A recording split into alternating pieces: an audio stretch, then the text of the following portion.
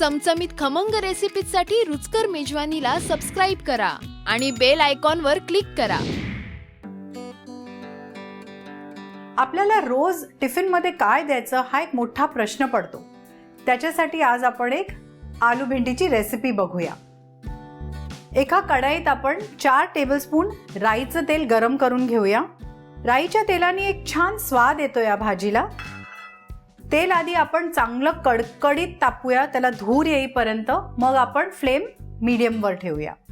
तेल चांगलं तापलेलं आहे, त्याला धूरही आलेला आहे। आता गॅस आपण मीडियमवर करूया।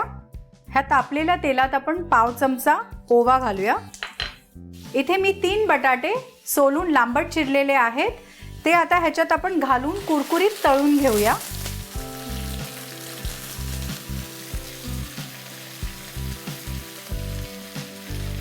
बटाटे छान कुरकुरीत तळलेले आहेत, त्यात आपण मसाले घालून घेऊया।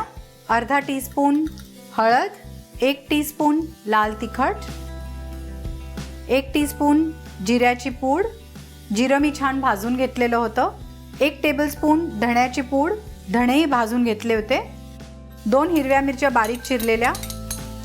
हे व्यवस्थित आपण परतून घेऊया। गॅस मी मीडियमवर ठेवलेला आहे। ह्यात आपण पाव चमचा लसणीची पेस्ट आणि पाव चमचा आल्याची पेस्ट पण घालूया।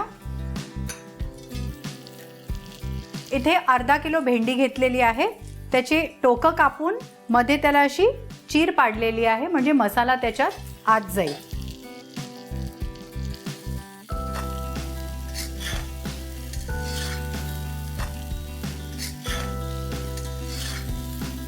आता आपण अर्धा चमचा आमचूर पावडर घालूया, मिक्स करूया।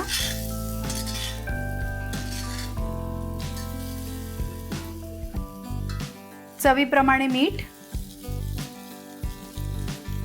आणि आता आपण भेंडी अर्धी शिजेपर्यंत ह्याला शिजत ठेवूया आणि परतत राहूया मधून मधून। ह्याला आपण आता झाकण लावून भेंडी अर्धी शिजवून घेऊया। गॅस मी मीडियमवर ठेवलेला आहे। आपण ही भाजी मीडियम गॅसवर साधारण 7 मिनिटं झाली आहेत शिजायला ठेवली होती। आता ह्याच्यात आपण उरलेले इन्ग्रेडियंट्स घालूया। इथे मी 2 कांदे मीडियम साईजचे लांबट चिरलेले आहेत, ते घालूया। 1 मीडियम साईजचा टमॅटो, तोही मी लांबट चिरलेला आहे। 1 टीस्पून बडीशेपेची पावडर आणि 1 टीस्पून गरम मसाला। हे सगळं घालून पुन्हा एकदा मी हे व्यवस्थित परतून घेणार आहे।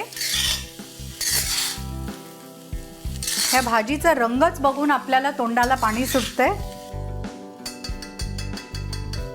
आणि आता याला आपण पुन्हा एकदा झाकण लावून भेंडी शिजेपर्यंत शिजायला ठेवूया।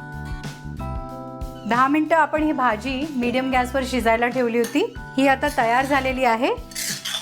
एका सर्विंग बोलमध्ये आपण ही काढून घेऊया।